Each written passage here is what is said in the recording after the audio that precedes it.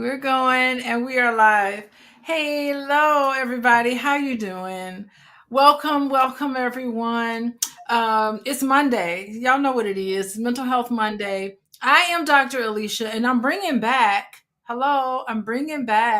clinical uh, psychologist, Dr. Cris White, and together we are going to talk about that show on Netflix called Adolescence. It's a mini series. It's only 4 parts to the series. And boy, is it a doozer. Let me know. Welcome, everybody. Let me know if you guys saw that show, Adolescence. Now, was filmed in Britain. So once you get past the accents, usually what I do is I just put the um, Okay. captions on Subtitles, there. captions. Yeah. And Me they do too. they make certain references that is very England specific. But I was inspired to really discuss this topic based on what I saw, and I'm going to ask Dr. Cris and all of y'all in the chat here. Did y'all see the movie? Did you see the Hey Phyllis, how you doing? Lori, how you doing? Tell me where you're coming in from. And as you do that, also let me know, did you watch Adolescence? Adolescence on Netflix. It was number one. It's streaming number one on Netflix. It's the talk of the therapy world. Any and everybody who is a licensed therapist are commenting on. We're like, woo, finally, someone actually did a show on all the things that we're coming up on. So I thought it was pretty thought provoking. Hey, Phyllis from Asheville, did y'all get the Rhonda? You didn't get to look at it. If you got Netflix, be sure to look at it. And I thought it was really interesting. And today we're going to talk about all sorts of themes that was created all through the entire not documentary, but mini series. Themes such as masculinity. Did y'all notice that? Things on how boys are socialized. It's a lot of information about mental health issues. And hello, we're all online. I think it talks about the impact of online culture on the development of boys that are left alone. And so, Cris, I'm just curious, and people in the chat, you guys can comment on it too. What does masculinity look like in today's world? How confused are we with masculinity? How about you, Cris? What does masculinity look like? And you guys in the chat can put your own answers about what masculinity looks like. That's a really good but also loaded question. um, you know, I, I think we leave some room for the specificity of how each individual defines that to some extent. But I think when we're talking from a psychological point of view, there's healthy attributes of masculinity that also I think are interwoven with cultural expectations. And Uh-huh. so, when I think of masculinity, I think of a provider, um, and not just in the sense of economical or financial, from a financial perspective. I think of provider even within child rearing and life. um, Hmm. I think of strength, but not in a way again of physical strength, but more maybe like stability, um, security. Um,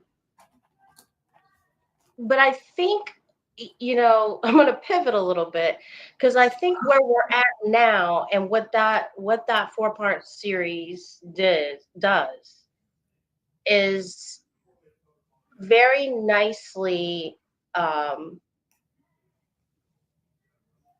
sound an alarm for where we're at right now.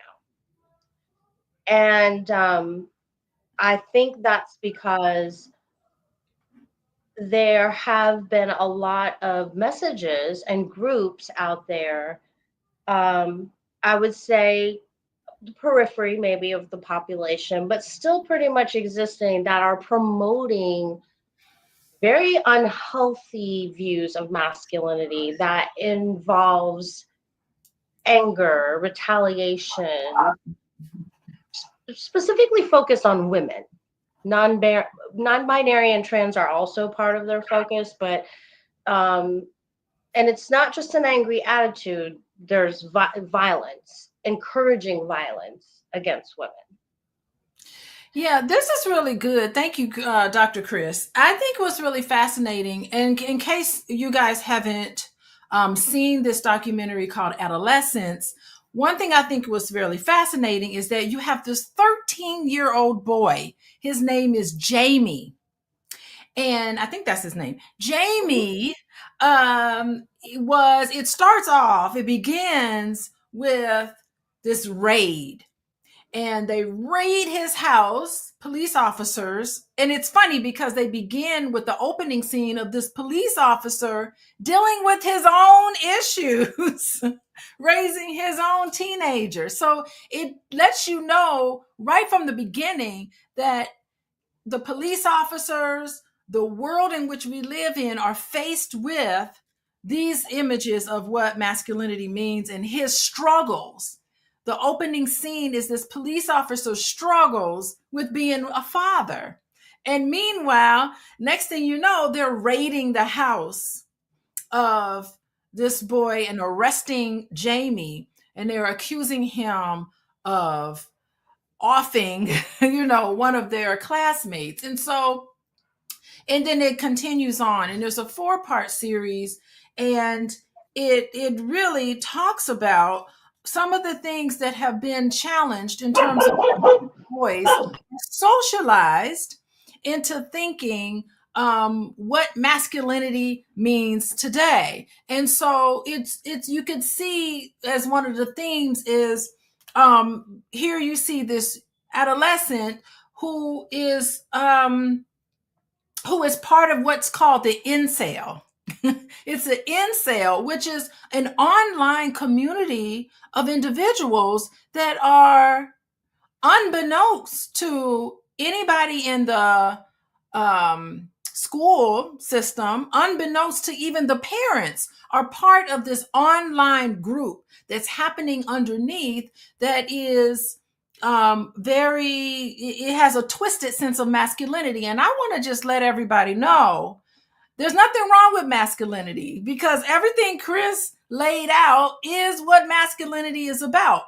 Toxic masculinity is a thing, but masculinity in and of itself is beautiful, just like femininity is beautiful. So I want to get that out the way. This is not a bash against masculinity. All of us, every single one of us as human beings, we all possess masculine and feminine qualities within us, and we have to balance that out. You can't be too masculine, too feminine. It doesn't work well. And I think that, Cris, you're talking, it makes sense. Child rearing, strength, not just physical strength, but, this sense of providing the strength that it takes to provide the security and the stability to make people feel very comfortable. And so all of these themes are tied into this really poignant series. That little boy, Jamie, who plays that part, my understanding, this was his very first acting gig. Yes. And he just nailed it. I believe he probably will see some awards there, but it's the theme of vulnerability, emotional growth. It's clinical observation. If you look at episode 3, the entire episode 3 is where they introduced a psychologist in to assess little Jamie on what's happening. And in that assessment, we get into some of the societal expectation of masculinity that affects boys' ability to connect with girls. There's these themes. And Cris, talk about what you noticed when you were just kind of what Brian, beautiful comment, in today's world, emotional intelligence and self-awareness. You need to have that. And what were some of that you noticed about when it came time for that intense interaction between the psychologist? She's not doing therapy, she's making an assessment of Jamie to give to the court, which is what happens in Britain, but it often happens here. Yep. And so she's interacting with him. What were some of the things that you noticed in that very powerful part about how it came out that he was socialized to believe a certain way? Well, one of the things right off the bat, he felt so comfortable talking about his mother and his sister, but was very Yes. resistant anytime the psychologist brought, let's talk about your dad, let's talk about your grandfather. He was very defensive, very resistant to talking about it, deflected. At one point he says, "Wait, we brought this. So why are you talking about my dad again? We were talking about this because I called you a grandma or granny," I think is what his statement was. So, he was using all kinds of techniques to do anything but talk about his grandfather and father. And I That's think it's brilliant. Go ahead. particularly, go ahead. No, I mean, and I thought it was particularly interesting to then find out as it unravels that there's it's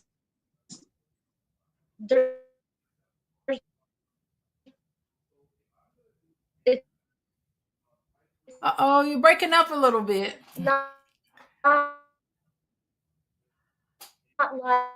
like there. Okay, Cris is breaking up a little bit, but yeah, she makes a very poignant conversation. You see in her Okay, you see um in the discussion when Jamie is talking to I the don't psychologist, you know really do see. if Hey, Cris. I Uh-oh. lost.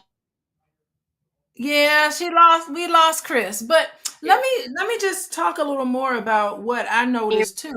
hear me? how Jamie reacts how Jamie reacts to the psychologist is so different with how he relates to the other men in the show. So he has this when the psychologist is interviewing Jamie to find out his understanding of men and women. She was very keen to pick up on that. Jamie stood up to her and was real aggressive toward her as a woman, but he was not like that with any of the men in the show. And so you're breaking up a little bit, but you were bringing up a really interesting point about some of the things that he said. And I think what came out was that Jamie, Jamie was rejected and bullied by some of the girls and the boys in his grade level. So he would go to school and be subject to bullying. The girls would make fun of him. And I'm sitting here thinking, why aren't schools addressing some of these issues, allowing this bullying behavior to happen in front of them? So it's almost like he was rejected by women and he's left trying to figure out why, which I feel like that happens with a lot of men in these days. I mean, at 13 years old, I kind of feel like you don't really, maybe you're interested in girls, but your whole life shouldn't be surrounded around whether some other 13-year-old girl is paying attention to you. And he makes this point about 80% of women only want 20% of men. And he talked about how he wraps around his attraction. He felt that he was not attractive enough and that he couldn't get women, and that because the odds are against him, because 80% of women only want 20% of men, therefore you have to trick women. There was this theme that you have to trick women so that they can get with you. There wasn't like there was a lot of room, for a real understanding, a real honest connection of women that was played out in these incels, these sort of online groups. And y'all know what they are. Y'all let me know. The Red Pill group, they made reference to, uh, what's his name? That guy, he's a MMA fighter. What's his name, Cris? Andrew Tate. Andrew Tate. They made reference to Andrew Tate. I heard a couple of references to Andrew Tate. Is this sort of that's the way of masculinity that Andrew Tate sort of thinking, and that's part of the incel, part of those groups that this little boy Jamie was talking about, and he wasn't equipped to deal with and make meaningful connections with women in any other way, but then to manipulate them. So, Cris, I don't know, you kind of broke up a little bit, but comment on what I just said and some other things that you noticed in that conversation with him and the psychologist. I apologize for the technology issues. So, I mean, with regard to what other items I noticed, I think you touched upon that. I mean, the volatility, the the quick moment, like, or quick seconds where he would be calm to angry. It was also notable. You can listen and hear he has an intense inner self-loathing. Yes. But I didn't get the sense that that was manifesting in an outward way. He still had friends. He wasn't a loner. He had his two good friends, right? Um, but despite that, he did have this kind of very low esteem, low vision or perspective about himself. And those things happen, but I think, in a way, especially after having a little time since watching it and thinking about it, this was, like we were talking about, this is a 13-year-old boy. This is someone who's very susceptible. And I think the problem here is that those groups you were talking about, I think another general category they use is manosphere. These online groups, there's various ones of them that I feel they're predatory, and they're actively looking for these susceptible folks, whether you're susceptible because you're 13 or because you're 25 and just living life and still working out what your identity is, or whatever you have going on. They're targeting that population. And unfortunately, what happens, or what the problem is again, these groups, which are mostly made of men, only men, so they're cutting off any feedback from other women, men who share the same complaints, and view that the reason that they have issues is purely due to women, that it is women's fault for what they're going through. And that's what's dangerous. Oh, Cris, you make a really excellent point, because some of the men, and this is above and beyond this show, Adolescence. Adolescence is a good illustration of how young boys are socialized. And by the way, y'all, we are talking about the Netflix Redefining Masculinity. We are reacting. Yes, I'm a therapist. Cris is a clinical psychologist. We're reacting to Netflix's Adolescence. It's streaming #1 on Netflix. Y'all check it out. We're talking about trouble issues with this manosphere. And I just want to say, yeah, I feel like this is bigger than just adolescence, because you're finding that there's these online groups. Because you got to remember that coming out of COVID,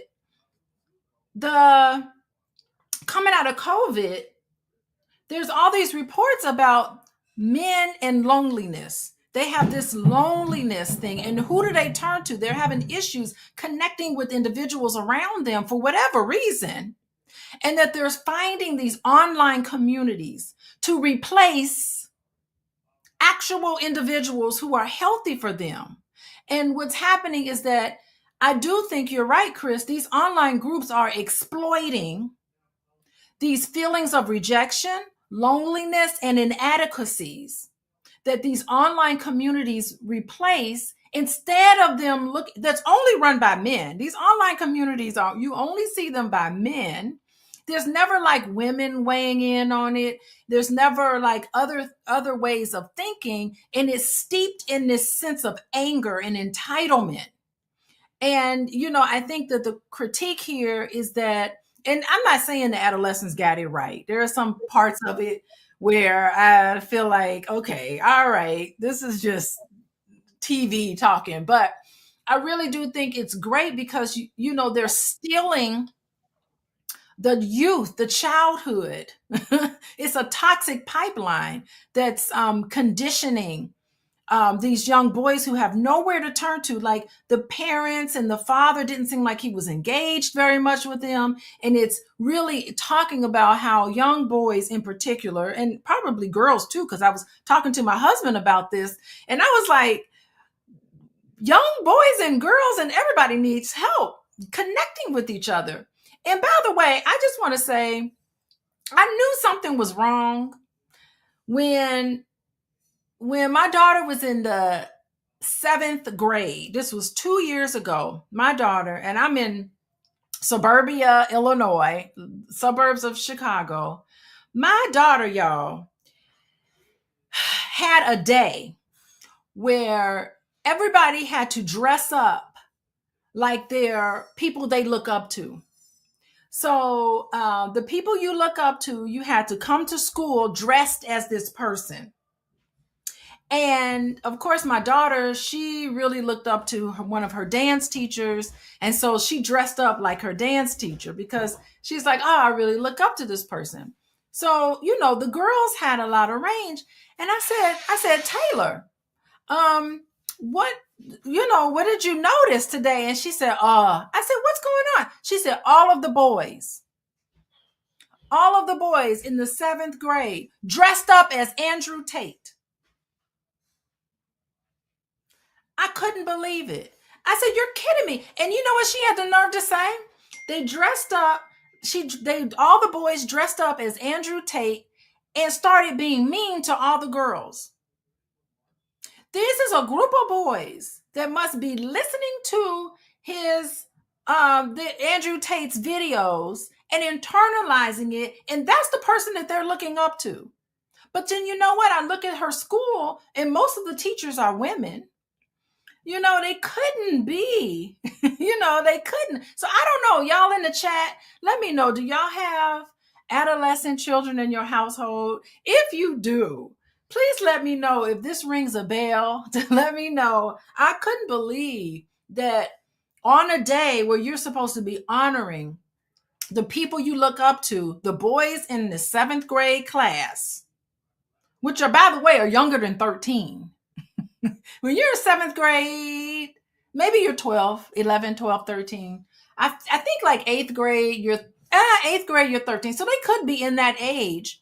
They are looking up to this sort of manosphere, this sort of, you need to be desirable to women, and you have to be a high value man, and all this stuff that I think is absolutely ridiculous. I've never heard anything like that before. I really don't condone telling somebody that you're only worth how much money is in your checking account. That's not a good sense of self-esteem. Do you want to comment on that, Dr. Cris?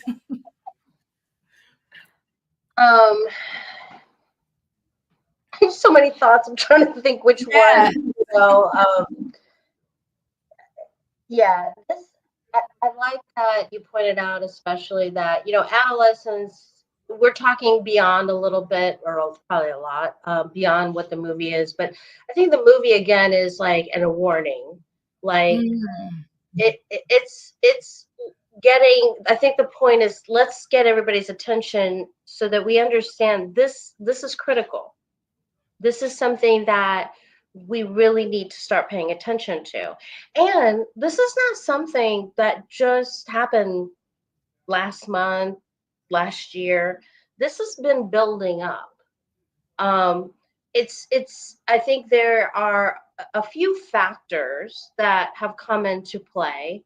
Something some would argue could be innocuous as, look, the change from, well, when you and I were growing up, Alicia, or when we were even in college, the access that we had to technology then compared to now.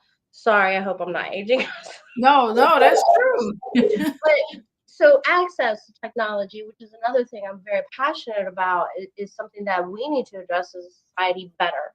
But the access to this technology is what is allowing these predatory type groups to prey upon Yes. susceptible men, young men, and boys. And then once they draw them in, you have to understand too that a lot of times, um, whether you're talking about like the character, the 13-year-old Jamie in the 4-part series Adolescence, or you're talking about a young man in college, they're usually a lot of times the people who are going to turn to online groups. One, they're turning to them because they're looking for a place to belong, right? They're looking Mhm. for a community, a belonging. And a lot of times they're looking online because they're not necessarily having that in their life, in a face-to-face format. So, then what happens is when they stumble upon these groups, because they could merely just be getting online and searching, hey, I want some, help, advice. Guess what? The way social media has their, I forget what they're called, logarithms, um, that gets them to these pages that are affiliated with different aspects of this manosphere group. They get in and they start feeling like, oh, people understand me. They feel Yeah. a sense of belonging. And then guess what? Once they have that, they start listening to this warped view of masculinity, this very warped, unhealthy, and downright dangerous to society and women view. And they're accepting it partially because they're like, I belong. And I understand. That's a very powerful feeling. And yeah, that's a really good point. I'm wondering what is going on with young boys that they don't have a sense of belonging in their own life. In the show Adolescence, the fourth episode focused on the parents. That last episode focused on the parents, and they're sitting there dumbfounded, like, where did we go wrong? And they started commenting on how he was shying away from activities at the school, that he wasn't participating in activities, and that he was left to playing video games. Not that there's anything wrong with video games, but he was left on his own, locked in his room online. And by the way, I just want to let everybody know this is toxic masculinity. This is not at all an indictment on men. This is not an indictment even on masculinity. This is a part of masculinity that that is what we've been describing here. And Clarence, I want to thank you so much for sharing your story. When he was 13, he said he was bullied. And he was the only child. He had no siblings who probably would have stuck up for him, right? And like his peers, it's been going on for many years. He's 64 years old talking about this. And he fought every day from being bullied. No child should do this. Like, I don't understand why schools, and I guess we can talk about solutions, but one solution is that schools need to really take this by the horn and need to really devise and come up. Maybe this show Adolescence will be a wake-up call for schools to really maybe take part in some of this, get some men as teachers in junior high and even elementary school level. And so I think that it's just really interesting how these complexities kind of take part. And so, by the way, I just want to say hello, everybody. I see y'all coming in here. All of you all who are just joining us, we are talking about Netflix, Adolescence, And we are talking about the Netflix show Adolescence and these themes about masculinity that came out that was illustrated in this documentary. And y'all may say, not a documentary, in this mini series, but a lot of y'all may say, well, that's just TV. It's not in real life. Um, yes, JC. JC is so smart. He's saying the problem is the absence of fathers in the home or too much online access and unengaged parents. I had a long conversation with my husband about that very thing, JC, and I was like, yes, boys, that's the problem. And then you have these ghost fathers. Thank you for unengaged parents. We have these ghost fathers that just feel like they go to work, come home, and sit in front of the TV, and they don't interact with anybody in the house. And then these boys are left with nobody. And I think that it's a real issue. And I want to shift gears a little bit, because I know I sent you this information. There's a guy out of University of Texas Austin, and his name is David Buss. And he's been talking about these incel groups. And he actually said, because I'm thinking, okay, these are white people problems, this ain't something black people doing, but no, he found in his study, two things he found in his study. One thing, he studied these red pill groups. He found two very interesting things. He found that 30% of the men in these online groups have a late diagnosis of autism, that there's something about them. David Buss, UT Austin, said sometimes they are actually awkward. That what's happening is that a lot of boys and people in this have undiagnosed autism. They didn't talk about that in the show. Mental health issues. And they're saying that it's not being discovered until much later. But the problem is that these are people who always felt awkward, felt like they never could fit in. They were very uncomfortable around not only women, but they're uncomfortable in general, and they feel rejected by society. And that a lot of it hadn't gone unnoticed, number one. Number two, they found that 42% of the people in these incel groups are people of color. And this was surprising, because it was a stereotype that a lot of these men are mostly right-winged, that they're mostly Republican, and that's not the case. So we can't be putting this on Donald Trump's followers. We can't blame them for everything. What we're finding is that they're actually center to left leaning, and that there is no political association that's common. And those two things were surprising. So it's not just, what's seen adolescence is really a reflection of what is actually happening in society. Cris, give me your thoughts on that one. Oh, such a good point. One thing I noted is, yep, I had the same reaction, that this is not an issue that necessarily impacts family and peoples of color, right? And I think one of the reasons that a lot of us generate that assumption is because you'll find that there's a little overlap between what white supremacist type of messages and what the messages they're promoting on these different manosphere community groups. So that does give us that kind of impression. But you're right. I mean, I love the statistics. The reality is that no, this is not necessarily, even with the study that you mentioned.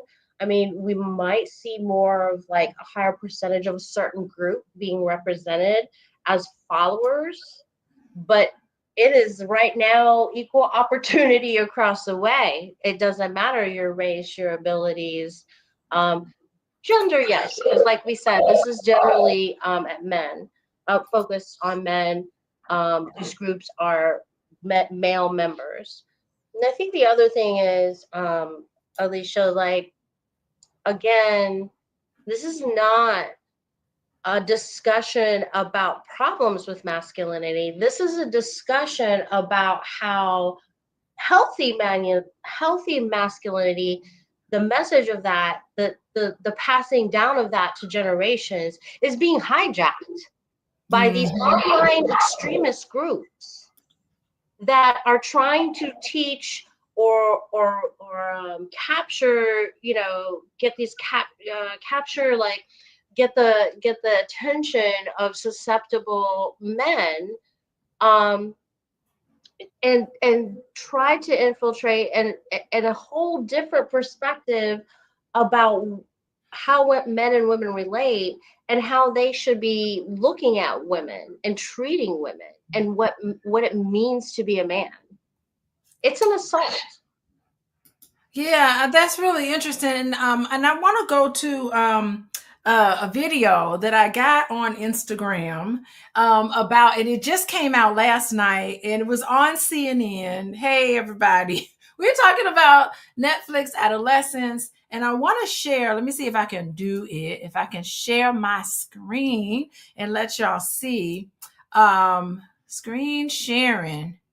Hold on, making sure everything, the sound is shared. Okay, let me make sure I'm sharing everything. Okay, so I'm gonna share my screen and we're gonna watch this video that came out yesterday, and it's sort of about this lady. Y'all see her. This is a lady here who dated men in this sort of manosphere, who's part of these online groups. She's an investigative reporter, which, by the way, I think is very sneaky for her to go out and be dating these men, not really interested in them, but she was just basically doing a report on that. So let's listen to what CNN, and let's listen to what she has to say, because she has some really interesting insights. Okay. Let me know if you can hear. And then they go online and they are a white supremacist. This is Vera Papasova. She spent the last year dating far-right men in New York City for a story for Cosmopolitan magazine. They're the most insecure men I've ever sat down with. It was really difficult to have some of these dates because they were so insecure, because they don't really know who they are and they don't know how to figure that out. She said the men she dated got all their news and information from the so-called manosphere. They did not listen to anything else. They're only listening to independent media, and they're only listening to men talking to men. They love the UFC guys. They love the MMA guys because those guys do what they can. They're modern gladiators. They're badass. One of these guys brought me to a political meeting. And did they talk about politics? Barely. They talked about, it was a bunch of men complaining about girlfriends and wives, regurgitating Andrew Tate type of advice about how to train your girlfriend, how to train your wife to be submissive. And so this group was supposed to be a political group, but they're talking about relationship problems. And the fact that that's what most of the time was spent on, you don't need to be a neo-Nazi. You need therapy. You have to incentivize someone to want to be better. You can't just say, let's make men better. The thing about these guys is their biggest support system is online, but that also is very isolating, and isolation is what breeds hatred. People have to really think about, do you have the capacity to talk to people that you don't agree with? Because that one nice conversation you might have might change someone's day enough to not have to seek out help in an online support group, which is actually a bunch of white supremacists using political beliefs as an excuse for how they feel. They speak liberal, they have liberal friends, and then they go online. Okay, so we got to watch that, you guys. We got to look at this investigative reporter, and she's interesting. She said they speak liberal, they act like they're liberal, but they're really not. I don't know about that, but I know that that one report said they were all over the gamut. It's Republicans, Democrats, centrist. It's all across the gamut. So there's no theme connected necessarily to political orientation, but all of this is coming out. it's all coming through that you need therapy. You don't need to be part of these groups. You need therapy. Cris, what's your reaction? Therapy is a good thing. All of us can, I mean, I look at life like I look at writing, coming from more of an academic background. It's like, it's been beat into my head since high school. You can always improve your writing. I feel like that about life. You can always improve how you're living your life, or improve yourself, I guess is more what I'm saying. And so, yeah, therapy. Look, my heart bleeds because when I really look at the situation from a lens of these type of groups being more predatory, and the ones that they're aiming for and promoting to are susceptible men who wouldn't necessarily go down that route, it's not right. At the same time, I'm not taking accountability away from the men, and young men too, that are ascribing or committed to this view that it is okay to promote and execute violence against women. It is okay that to blame women for your current status, whatever that is. That's not okay. That's not okay. That is not a good way to process, or maybe you could say this is better, Alicia, but that's why we're saying therapy is needed. No, yeah, you make a good point. I really like that because there was a scene, y'all got to watch episode 3. There was a scene when she the therapist, the lady therapist, is meeting with, or she's doing an assessment, is meeting with Jamie, and Jamie is like intimidating her. I'm sorry, ain't no 13-year-old boy about to intimidate me. I don't know. I just feel like a black therapist or another therapist would be different, because if he had stood there, y'all, I wish I would have been in that room. He stands up and intimidates. There's no way I'm about to be intimidated by a child. I would be, if he stood up, I would, it wasn't a therapy set, but that assessment would have took a turn. I would have stood up and be like, well, who you think you're talking to? You need to sit down, because she kept her calm. She was like, sit down. You sure you sit down? But I don't know, y'all who look at it, I ain't that kind of therapist. I am not that kind of an assessment person. I would have been up there like, dude, I would have stood up. Somebody gonna stand up on me, I'll join you. Like, it just would have, that would have gotten me. I was just about to say, Alicia, let me ask you, you said there ain't no way to 13-year-old, but I would also say, like, even if it was a 6'2" man, if you're going to step up, I'm going to stand up too.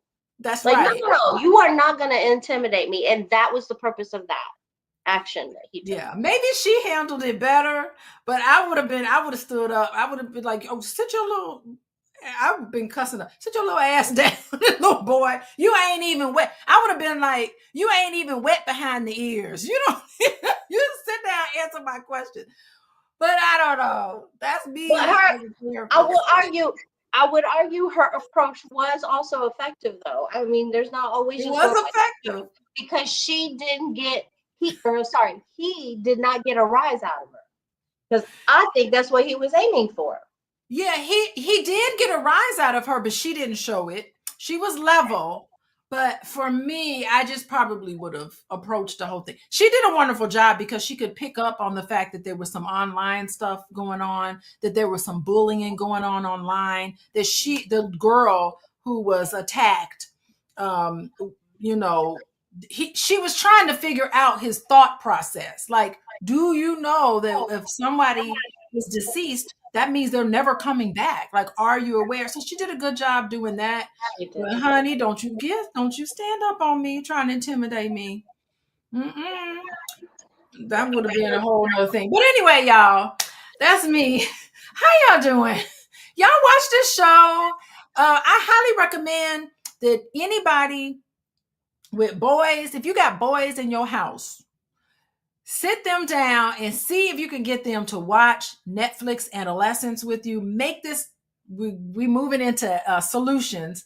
Make this be a perfect opportunity for fathers in particular, hello, as well as moms, to use this to have conversations about manhood. And girls need to learn about not teasing boys. I feel like everybody is to blame in this. We can't put it just on Andrew Tate.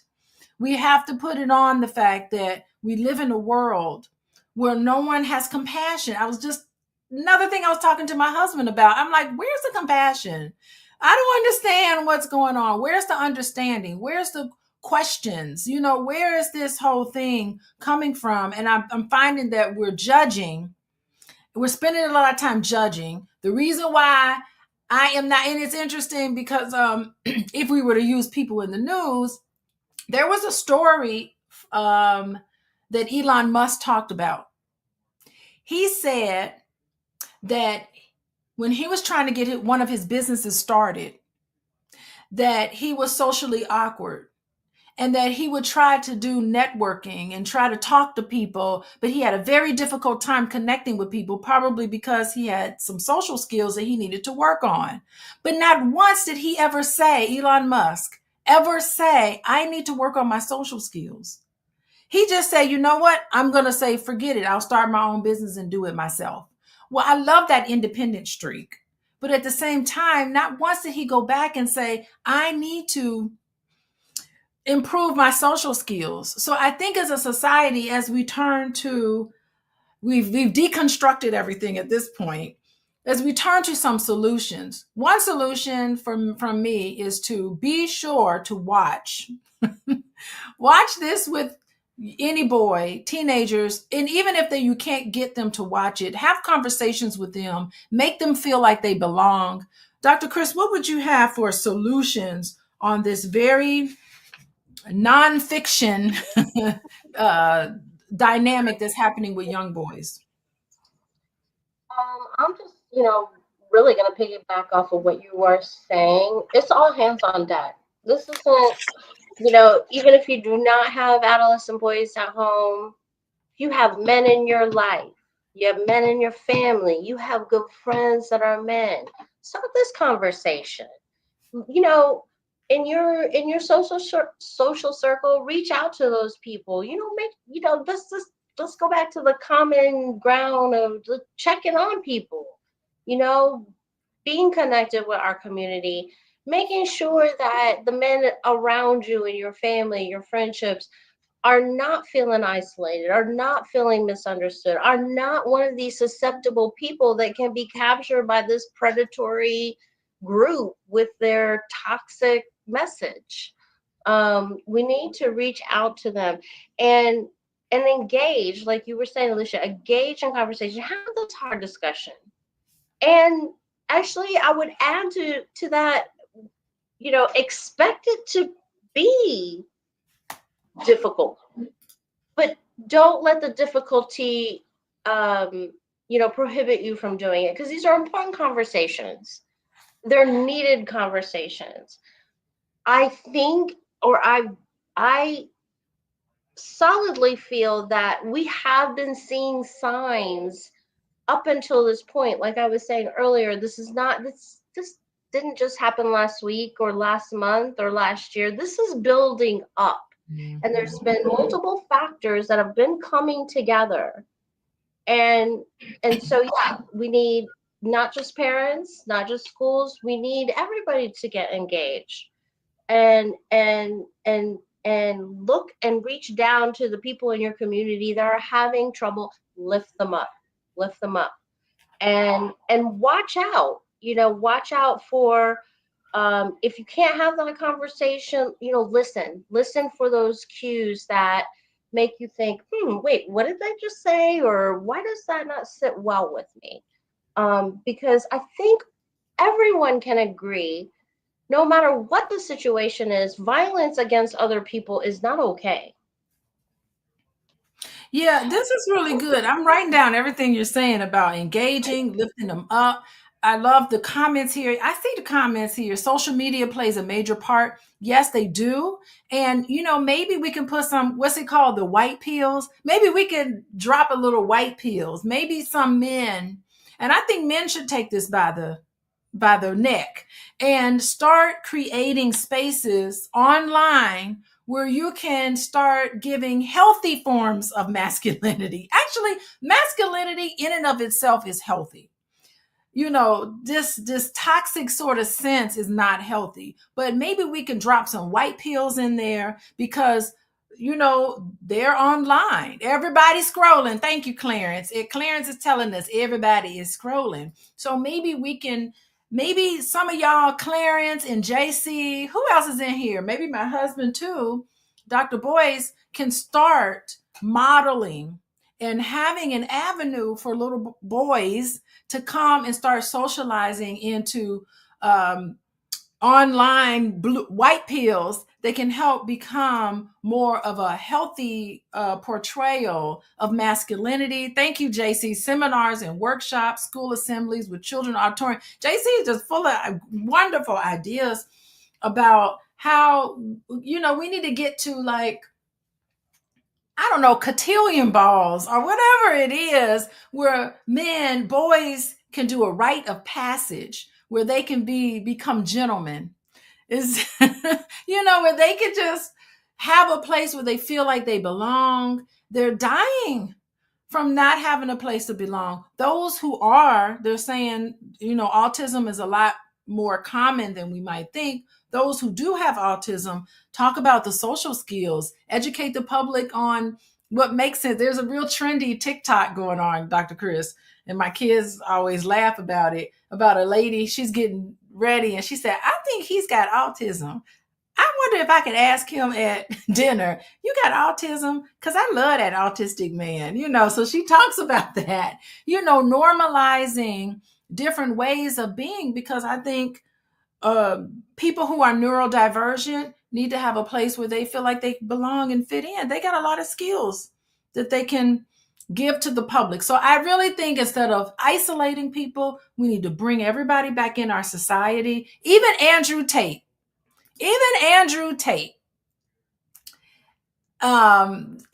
he needs love. Even he needs to be brought in and he needs to be held. So I know he don't want it. He probably doesn't think he needs it, but everybody needs love. Dee Williams is saying he asked her 22-year-old son if he knew Andrew Tate and what he thought of him. He said he didn't agree with his views, so that's good. Thank you, Dee Williams, doing a great job raising that your 22-year-old D.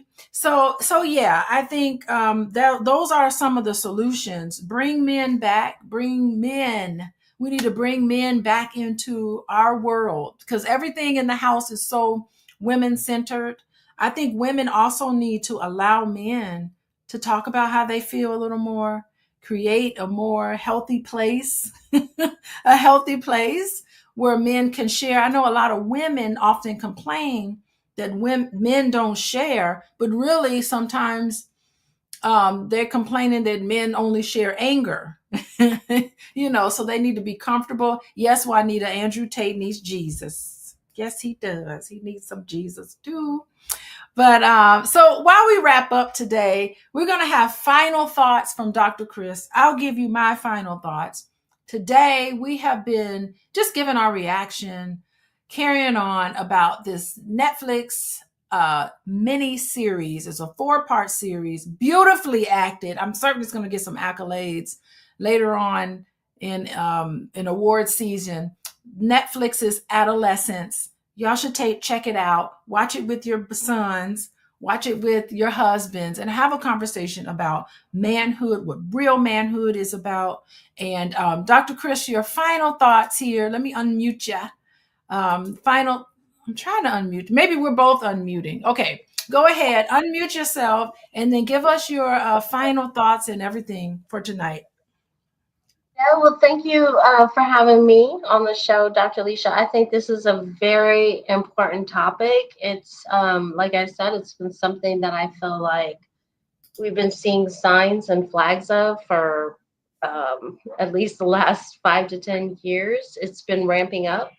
I think that movie was at minimum a call to arms, or even as it could be even as minimal as bringing awareness to a large, to the larger population that we need to invest more on this issue, but also invest more on the men in our community. I think I don't know that we have not necessarily done so, but I also see and empathize with the perspective that we've spent a lot of time, or we've had a lot of movement for women's rights, right? So I don't think we've spent a lot of time as a group, as a country, as a community, as anything to help understand. Hey, so yeah, the things have changed a little bit, and how does that impact you as a man? What does that look like? How if anything does that impact your sense of masculinity? So yeah, thank you, Alicia, for having me. Yeah, thank you, Cris, for coming on and giving your insight as a psychologist. No, I agree with you. I really think that we need to do a better job of making the men in our community feel like they're important. Um, you know, I like numbers. Let me tell you, when it comes to when it comes to how women are faring and how men necessarily are doing, men are being outpaced right now. Y'all men, y'all being outpaced by women. And we need some positive echo chambers for these boys. We need some positive places. Women are making more money. They're expecting different. Let me tell you, I'm not looking for a man to take care of me. I don't require a man to take care of me. It's nice to be taken care of, but I'm not dependent on a man to take care of me. I want companionship. I want someone like what you were saying, I want a man to offer strength, but it doesn't have to be physical strength. So women, y'all know our expectations for men have changed over the years. And we've been outpacing y'all in terms of our educational level, in terms of how much money we're making. And so, women aren't, I just saw a report recently about how women were having children in their 40s now, in their late 40s, because they have been having a difficult time trying to find a man, trying to find a man. So I really feel like this is a little bit piece of something big of how we really need to come together and support men more. I think men need to be supported. I love the feminist movement. I am a feminist. Hello. But I am not anti-man, and I think we need to have the feminist version of a movement for men so we can uplift them as well, because everybody needs to be uplifted. I think men are often seen as somebody who in the family who doesn't have feelings, and we need to love our men, and we definitely need to love our boys. We don't want to be raising children alone. We need y'all. Y'all, we need y'all. We got to come together. I can't do it without you. I tell my husband all the time, I can't do this without you. So I need you to be good. I need everything. So anyway, I really do want to thank everybody for joining me today. Oh, I didn't even say all the stuff I'm supposed to say. Y'all, there are 3 things I want to say. Number one thing I want to say before we end today, have y'all text love, LOVE to 87948? You need to join the list. I have my exclusive book club. I'm not even streaming to YouTube anymore. My exclusive book club on how to be adult in a relationship. That's another answer to this issue. I'm only doing it on Zoom now. So text love to 87948, and that is how you get information on how to join my Zoom on Sunday night, talking about healthy relationships. The second thing I want to say, can y'all follow me, please, on Instagram? I am so close to 10,000 followers. I'm so close. I'm like this close. Not only will you help me, but you'll get some good information. I feel like I put good content out there, so you'll be learning something. And also, as always, if you need to reach out to me, and by the way, if you want to work with Cris, You can contact me at Coaching with Dr. Alicia. Put Chris's name in there and I'm going to hook her up. I can make sure I connect you guys if you need to get a hold of Dr. Cris. She's got 2 PhDs. She's a clinical psychologist, PhD in psychology and PhD in industrial organizational psychology. She is fantastic, very, very smart, y'all. So be sure to reach me there. So those are the 3 things I needed to say to you guys. Thank you for joining me today. We'll be back. I'll be back next week. I'm talking about relationships again. I'm going to have a Black male therapist on. I love having Black male therapists on. I'm going to have them on next week, and we're going to be talking about something interesting then next Monday. And then I'll be grading papers, y'all. I'm at the end of my semester. I'm head over heels and professor. I'm a professor. So I'm head over heels in professor work. Thank you, everybody. Rhonda, Juanita, Clarence, Michael, all y'all, JC with the comments, Keisha, D, all of y'all. Thank you, Lori, for coming in. I see y'all coming in. Bye-bye, everybody.